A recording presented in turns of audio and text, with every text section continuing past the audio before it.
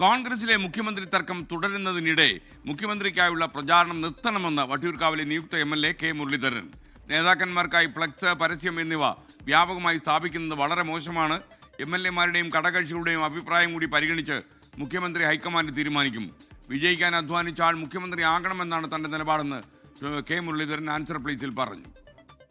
Flux നോക്കിയിട്ടല്ല മുഖ്യമന്ത്രിയെ തീരുമാനിക്കും. MLA-മാരുടെ 63 MLA-മാരുടെ അഭിപ്രായങ്ങൾ എടുക്കും, ഘടകകക്ഷികളുമായിട്ട് കോൺടാക്ട് ചെയ്യും, അതിനുശേഷം ഹൈക്കമാൻഡ് തീരുമാനം എടുക്കും.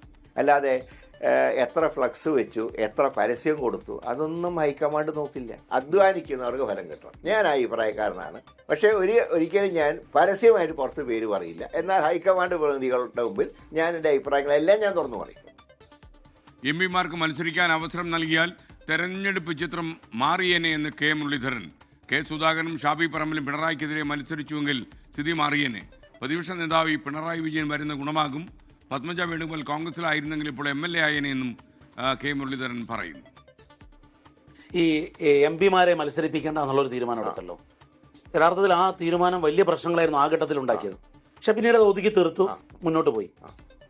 അത് അന്ന് ആ ഘട്ടത്തിലെടുത്ത തീരുമാനത്തെ എങ്ങനെയാണ് അംഗീകരിക്കുന്നത്? നിയമത്തിൽ എനിക്കൊരു എക്സംഷൻ നൽകിയതുപോലെ ഒരുപക്ഷെ സുധാകരനും ഷാഫിക്കും ധർമ്മടത്ത് ഇവർ മത്സരിച്ചിരുന്നെങ്കിൽ ഒരുപക്ഷെ നമുക്ക് ഒരു പോസിറ്റീവ്, റഷീദ് അലി നന്നായിട്ട് പോയി. അദ്ദേഹത്തിനുണ്ടായൊരു പരാതി എന്താന്ന് പറഞ്ഞാൽ നേതാക്കന്മാരും അങ്ങോട്ട് പോയില്ല എന്ന്. നേരെ മറിച്ച് സുധാകരനെ പോലെ ഒരാൾ മത്സരിക്കുമ്പോൾ അല്ലെങ്കിൽ ഷാഫി പറമ്പിൽ മത്സരിക്കുമ്പോൾ സ്വാഭാവികമായിട്ടും നേതാക്കന്മാർക്ക് അവരങ്ങോട്ട് എത്തും. അപ്പം അങ്ങനെ എക്സംഷൻ ഒന്ന് കൊടുക്കായിരുന്നു. കോൺഗ്രസ് അവഗണിച്ചു എന്ന് പറഞ്ഞിട്ടായിരുന്നു അങ്ങയുടെ സഹോദരി BJP-യിലേക്ക് പോയത്. ആ ദയനീയമായി തോറ്റു. ഞാൻ പറഞ്ഞു, അതാ ഇന്ന് അവർ കോൺഗ്രസ് സ്ഥാനാർത്ഥിയെ മത്സരിച്ചാൽ ജയിക്കുമായിരുന്നു. കേരളത്തിൽ പിണറായി വിജയൻ പ്രതിപക്ഷ നേതാവായി വരുമെന്നുള്ള വാർത്തകളാണ് ഏറ്റവും ഒടുവിൽ വരുന്നത്. CPM ആ രീതിയിലൊക്കെ ഒരു തീരുമാനം എടുത്തു. അതിൻ്റെ അർത്ഥം ഭരണപക്ഷത്തിന് കുറച്ചുകൂടി പണി കൂടുന്നുവെന്നാണ്. അല്ല, ഒരു ശക്തമായ പ്രതിപക്ഷം ഉണ്ടാവേണ്ടത് ഭരണകക്ഷിക്ക് ആവശ്യമാണ്. കാരണം തെറ്റ് ചെയ്യാതിരിക്കണമെങ്കിൽ, അടിപറയാതിരിക്കണമെങ്കിൽ ശക്തമായി പ്രതിപക്ഷം ഉണ്ടാവണം. അങ്ങനെ പ്രതിപക്ഷം ഉണ്ടാവട്ടെ, ഞാൻ അതിനെ സ്വാഗതം ചെയ്യുന്ന ഒരാളാണ്. തിരുവനന്തപുരത്ത് ദീപക് തർമ്മണം തത്സമയം ചേരുന്നു. ദീപക്, എന്തായാലും നിശ്ചിതമായ നിലപാട് തന്നെയാണ് കെ മുരളീധരൻ പറഞ്ഞിരിക്കുന്നത്. അധ്വാനിച്ചയാൾ മുഖ്യമന്ത്രി ആകണം. അദ്ദേഹത്തിൻ്റെ മനസ്സിലാരാണെന്നറിയില്ല. പറയൂ. Good morning. Very good morning S K N പറഞ്ഞതുപോലെ നിശിതമായ വിമർശനമാണ് കെ മുരളീധരൻ നടത്തുന്നത്. കെ മുരളീധരൻ വളരെ ഷാർപ്പായി അഭിപ്രായങ്ങൾ പറയാറുള്ള ആളാണ്.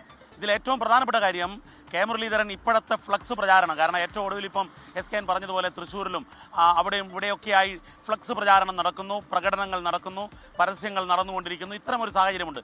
ഈ സാഹചര്യം പെട്ടെന്ന് നിർത്തണം, അതിന് നേതാക്കൾ തന്നെ മുൻകൈ എടുക്കണം എന്നുള്ളതാണ് പറയുന്നത്. കാരണം ഒരു വലിയ മാൻഡേറ്റ് അദ്ദേഹം നമ്മുടെ ഈ ആൻസർ പ്ലീസ് അഭിമുഖത്തിൽ വിശദമായി പറയുന്നുണ്ട്. ഒരു വലിയ തരംഗം എന്നോണമുള്ള ഒരു വലിയ മാൻഡേറ്റാണ് ജനങ്ങൾ നൽകിയത്.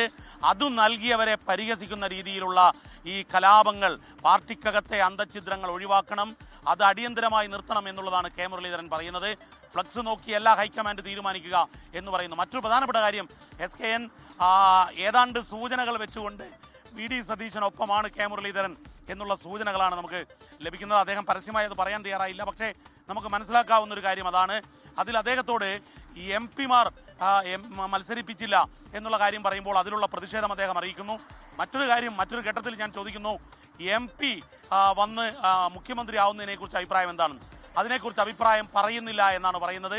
മറ്റൊരു കാര്യം, അധ്വാനിച്ച ആൾ, അതായത് ഈ വിജയത്തിന് വേണ്ടി ഏറ്റവും കൂടുതൽ പണിയെടുത്ത ആൾ മുഖ്യമന്ത്രിയാകണം എന്നുകൂടി പരസ്യമായി പറയുന്നു. മറ്റു കാര്യങ്ങൾ ഞാൻ ഹൈക്കമാൻഡിനോട് പറയും എന്നാണ് പറയുന്നത്.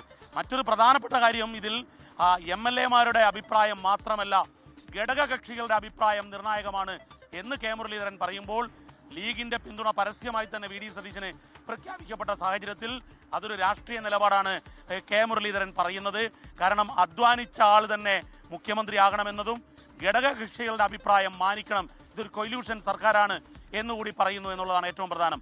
മറ്റൊന്ന്, പിണറായി പ്രതിപക്ഷ നേതാവായി വരുന്നതിനെ സ്വാഗതം ചെയ്യുന്നു. അദ്ദേഹം ശക്തമായ പ്രതിപക്ഷം വേണം എന്നാവശ്യപ്പെടുന്നു. സഹോദരി പത്മജയ്ക്ക് അദ്ദേഹം ഉപദേശം നൽകുന്നില്ല. പക്ഷേ പത്മജ സ്വന്തമായി എടുത്ത തീരുമാനമാണ് ഇത്തരത്തിലുള്ള പരാജയത്തിലേക്ക് എത്തിച്ചത്.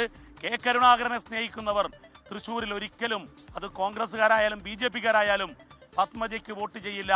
BJP-യുടെ വോട്ട് പോലും പത്മജയ്ക്ക് കിട്ടിയില്ല എന്നുകൂടി കെ മുരളീധരൻ ആൻസർ പ്ലീസിൽ പറയുന്നുണ്ട്. SKN okay, thank you Deepak Dharmadam. ഈ അഭിമുഖത്തിന്റെ പൂർണ്ണ രൂപം ആൻസർ പ്ലീസ് ഇന്ന് ഉച്ച കഴിഞ്ഞ് 3:40 24 സംപ്രേഷണം ചെയ്യും.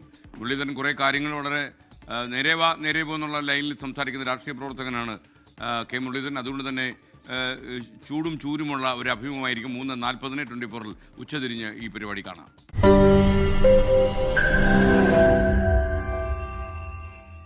ലോകത്തെവിടെയായാലും ഏത് സമയത്തും 24 വാർത്തകളും ഓഗ്മെന്റഡ് റിയാലിറ്റി പാക്കേജുകളും എക്സ്പ്ലെയിനറുകളും വിശദമായി കാണാൻ ഞങ്ങളുടെ യൂട്യൂബ് ചാനൽ നിങ്ങൾക്ക് സബ്സ്ക്രൈബ് ചെയ്യാം.